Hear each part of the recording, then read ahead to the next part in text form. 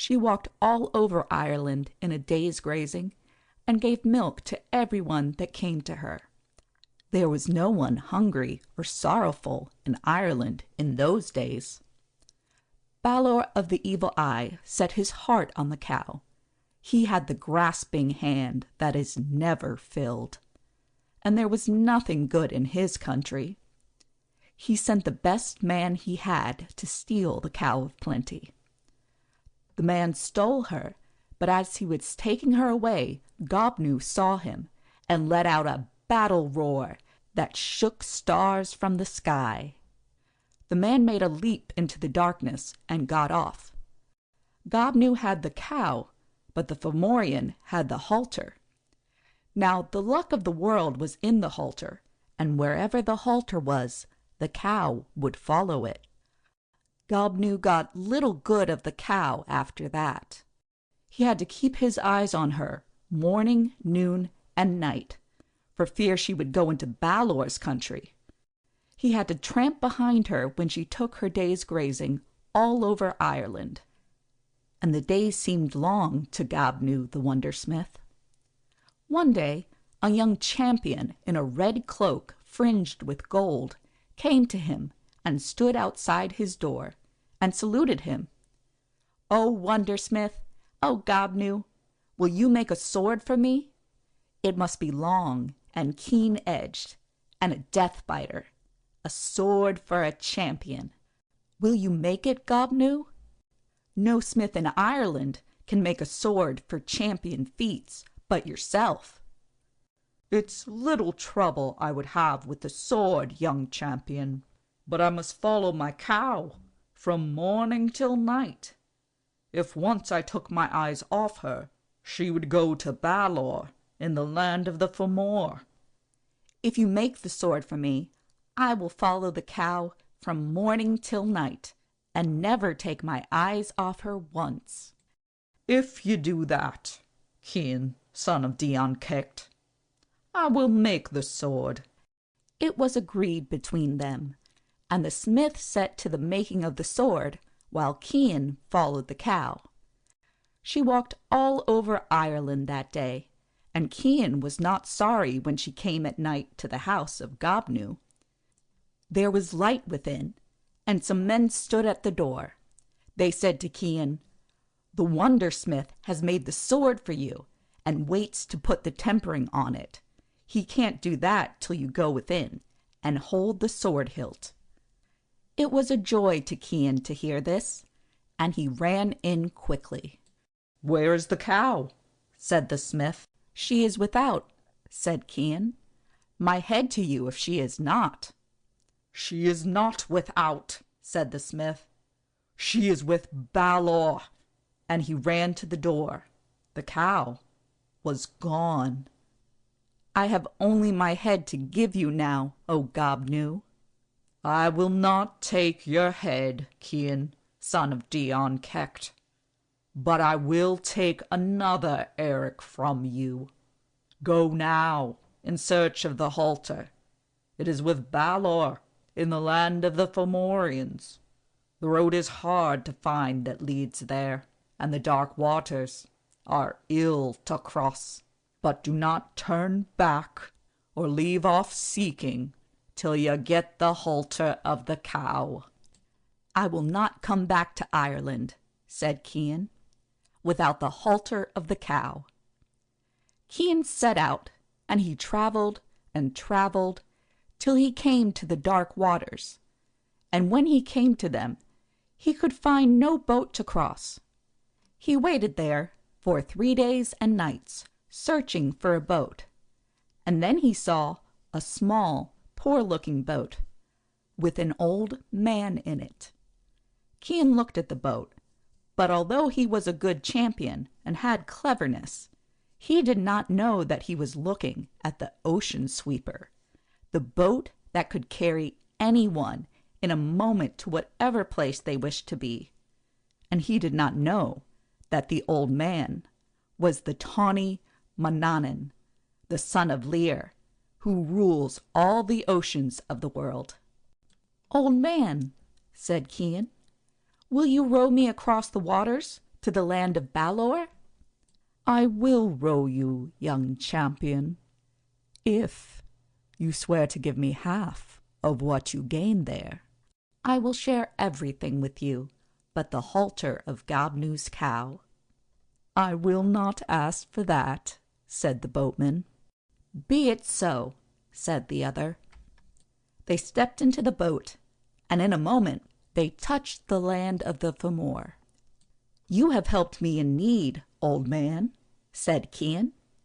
I have a gold ring, and my cloak is rich. I pray you keep them both. I will change cloaks, said the old man, but I will not take the ring. He put his hand on Cian's fingers. I leave you a gift, he said. Whatever lock you touch will open before you. He put his cloak on Cian's shoulders. It covers you as night covers the earth. Beneath it, you are safe, for no one can see you. The cloak fell about Cian in long folds. He knew there was magic in it, and turned to look closely at the old man. But he could not see him, and the boat was gone. Cian was in a strange country, all cold and desolate and death-looking.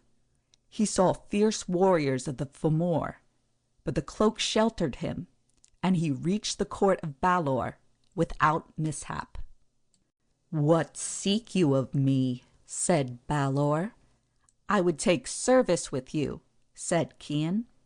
What can you do? Whatever the Dadanans can do, said Cian. I could make grass grow in this land, where grass never grew. Ballor looked pleased when he heard that, for he had the greatest desire in the world for a garth of apple trees, like the apple trees Mananan had in the island of Avalon, that were so beautiful people made songs about them. Can you make apple trees grow? Said he to Cian. I can, said Cian.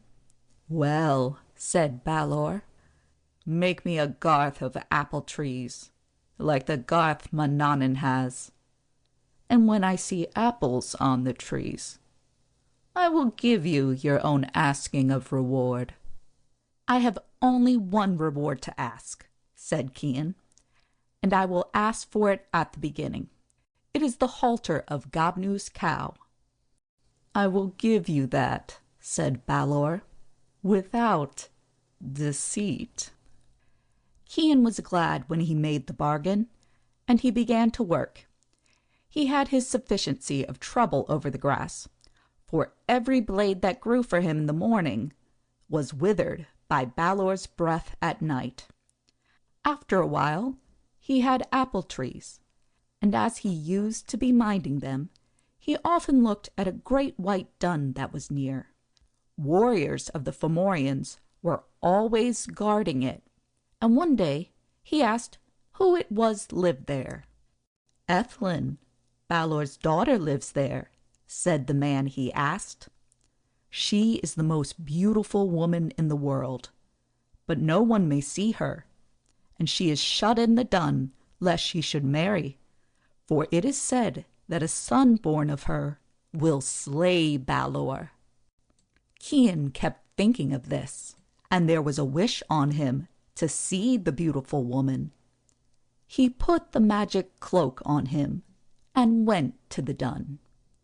When he laid his hand on the door, it opened because of the enchantment on his fingers.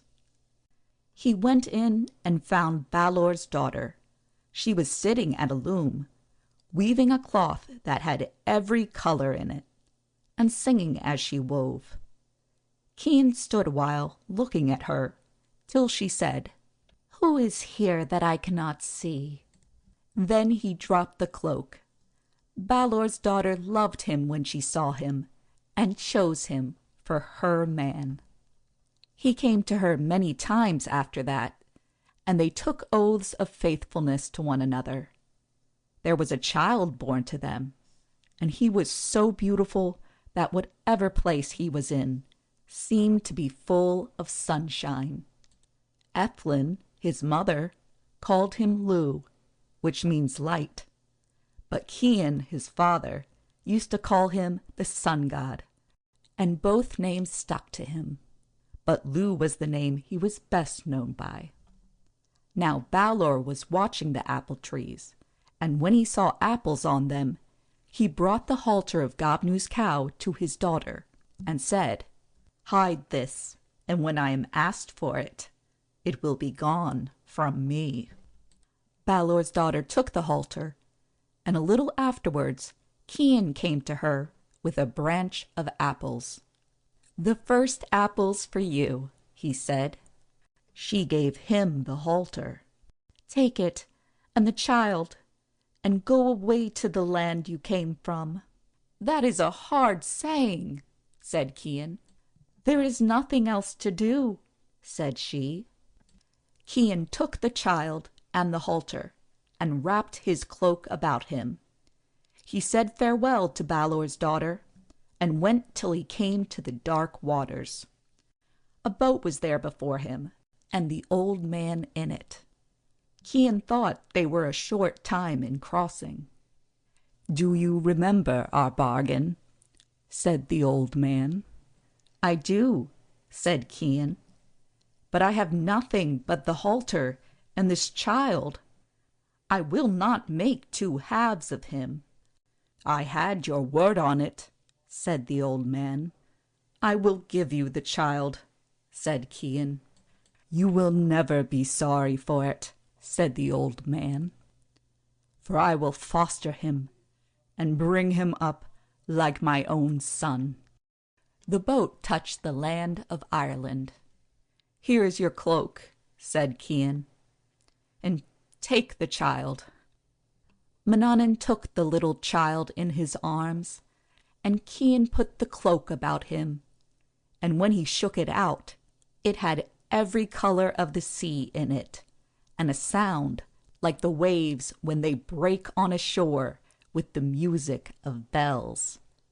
The old man was beautiful and wonderful to look at, and Cian cried out to him, "I know you now, Mananan MacLear, and it was in a lucky hour I gave my son to you, for he will be brought up in Tir na nog, and will never know sorrow or defeat."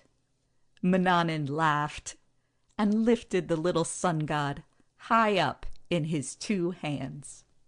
"When you see him again, Cian, son of Dion Cecht, he will be riding on my own white horse, and no one will bar his way on land or sea. Now, take farewell of him, and may gladness and victory be with you." Mananan stepped into the boat. It was shining with every color of the rainbow, as clear as crystal, and it went without oars or sails, with the water curling round the sides of it, and the little fishes of the sea swimming before and behind it. Cian set his face towards the house of Gopnu, the smith. He came to it, and he had the halter in his hand, and when he came, the cow was there before him, and Gopnu came out to meet him. "A welcome before you, young champion, and may everything you undertake have a happy ending." "The same wish to yourself," said Cian, and gave him the halter. The smith gave Cian the sword then, and there was gladness and friendship between them ever after.